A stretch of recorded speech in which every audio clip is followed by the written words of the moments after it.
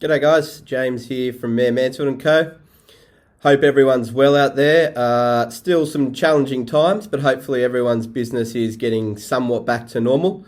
Obviously with what's going on in Melbourne, there's still a fair bit of uncertainty out there. So I thought I'd put out this quick message because as most of you would have known, last week the government announced some extensions to some of the stimulus packages that they've had on offer. They're going to continue some of those. So I thought I'd just put this quick video out there to explain how those stimulus packages work, what you need to do to qualify going forward, and what ones are going to stop. So basically the major one that the government came out last week was the extension to the JobKeeper. Already had quite a few clients call up and ask, how they qualify and what they need to do. So basically, first of all, I'd just like to make mention that anyone who is currently on JobKeeper, the current rates and the time will extend all the way through to the end of September. So even if you have picked up in your income and you're not getting that 30% downturn each month from the same period in the 2019 financial year, you will still get paid that $1,500 a fortnight per employee till the end of September.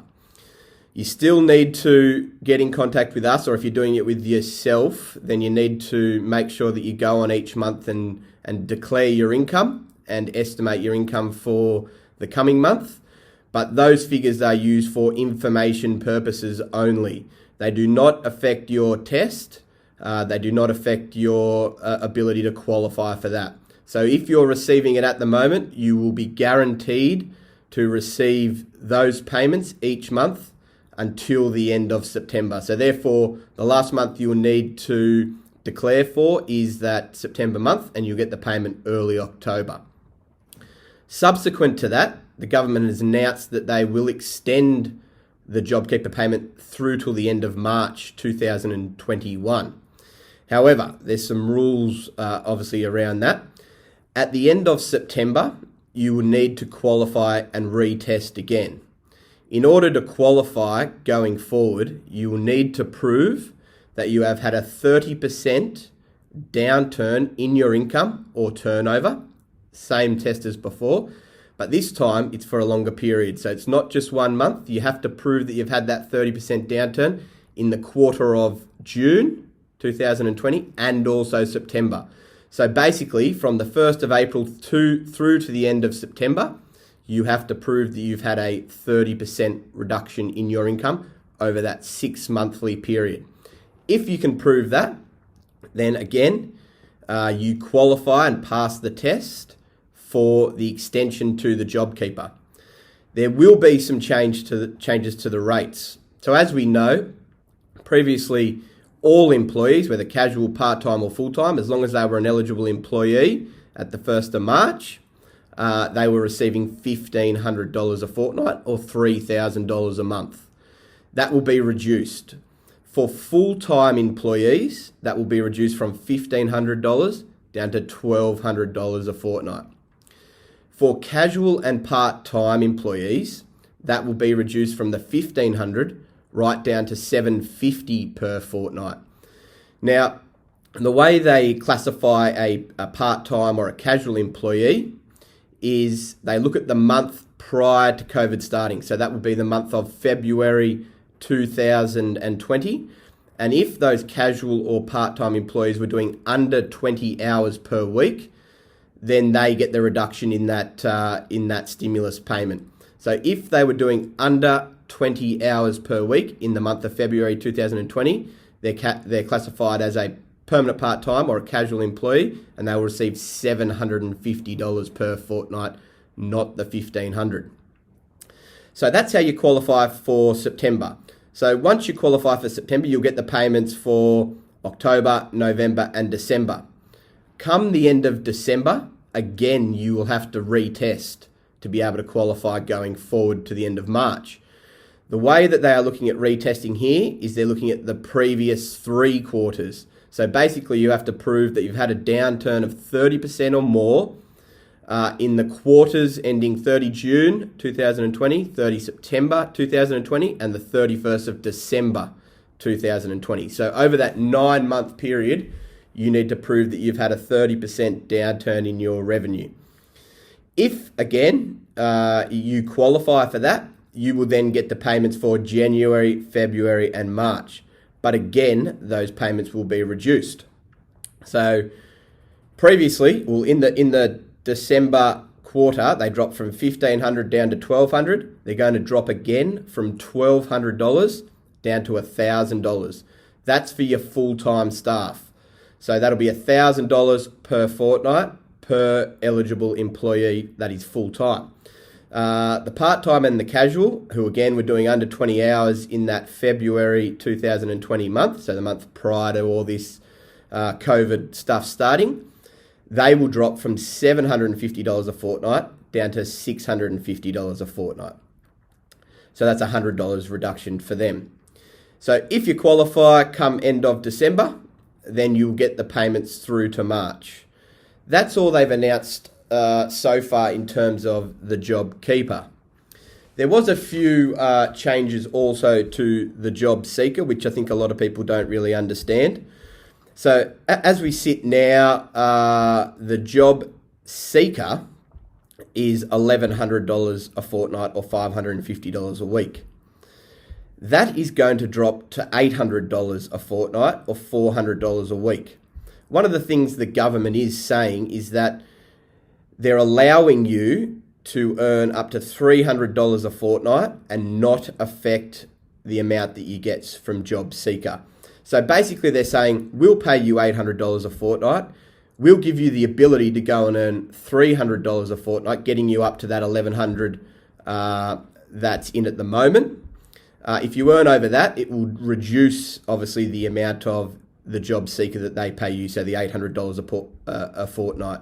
So basically, they're giving you the ability to earn the $1,100 without it affecting the amount of JobSeeker that they pay you. A couple of other little changes that they made with the JobSeeker.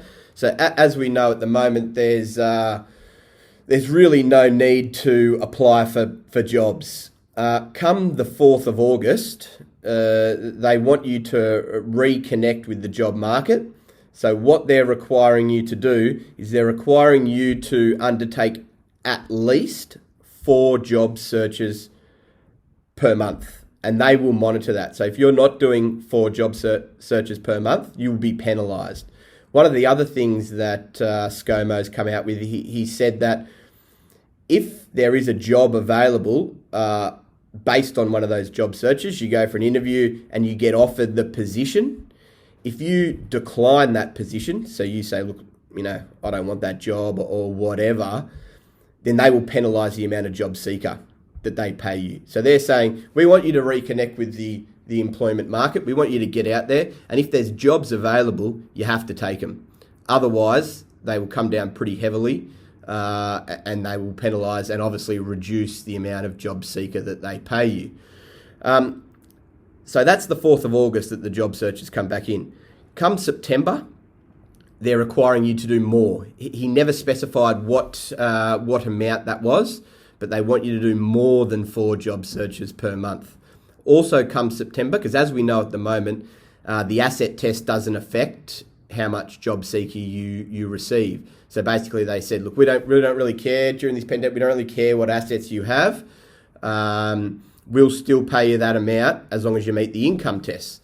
So come September, they're reintroducing the assets test. So if you're holding quite a few assets, whether it be cash, rental properties, whatever, shares, then they could affect, depending on the amount that you hold, they could affect the amount of JobSeeker that you will receive. One of the other things, though, is obviously we know with the JobSeeker, they increase the amount that your partner can earn for you to qualify for the JobSeeker. So it was around $75,000 that your partner can earn without it affecting the amount of JobSeeker that you receive. That is going to stay the same. So they're not going to reduce that down to the levels that were there previously. So they are going to reintroduce the assets test come September, but they're not going to decrease that spousal income limit, which is pretty good. So they're the major changes to the JobKeeper and the JobSeeker that everyone needs to be aware of. one of the other things, I guess, to make mention of quickly is the extension to the instant asset write-off limit. So as most of you know from my previous videos, the instant asset write-off limit increased to $150,000 for any single asset that you purchase. That has been extended till the 31st of December this year. So basically you can buy an asset all the way up to Christmas. That is, if it's under the 150,000 instant asset write-off limit, you'll be able to completely write that asset off in the 2021 financial year if you've bought it between the 1st of July and the 31st of December. Going forward, we don't know if they're going to extend that. They haven't sort of mentioned anything about that yet. Obviously, they'll wait and see what happens with the economy and what happens with the virus, I guess, going forward and how it affects business, whether they want to extend any of those. The cash boost, which has been a great stimulus package for a fair few of our clients, or most of our clients who employ. Obviously, there was no qualification test to be able to receive that, so anyone who employed was receiving that. They haven't announced any extensions to that, so that will end. So basically, at the moment, everyone who has done their June BAS will realise that they're getting a good kicker in their June BAS, because it covers the June, not only the June wages tax, but you also get a half or a quarter, depending on your lodgement cycle, of the previous 6 months that you lodged. So if you're on monthly, you will also receive a quarter of the total that you lodged between January and June. You'll receive a quarter of that in July, August and September also. So that will continue through to September. Those of you who are lodging quarterly, you will receive half the total on your June BAS, which you probably would have already seen if you've lodged your June BAS, and you will also receive the other half on your September BAS. That will be the end of that, so they haven't announced any extensions to that. So basically that's just a quick wrap up of what the government have come out with. Obviously this is a moving target. It changes all the time depending on what's happening with the economy, what's happening with the virus. We will be here to obviously update you if there is any other changes that the government announce going forward. Other than that, hope everyone's staying safe, business is going well. If you need anything from us, we're always here to help. Enjoy. Thanks, guys.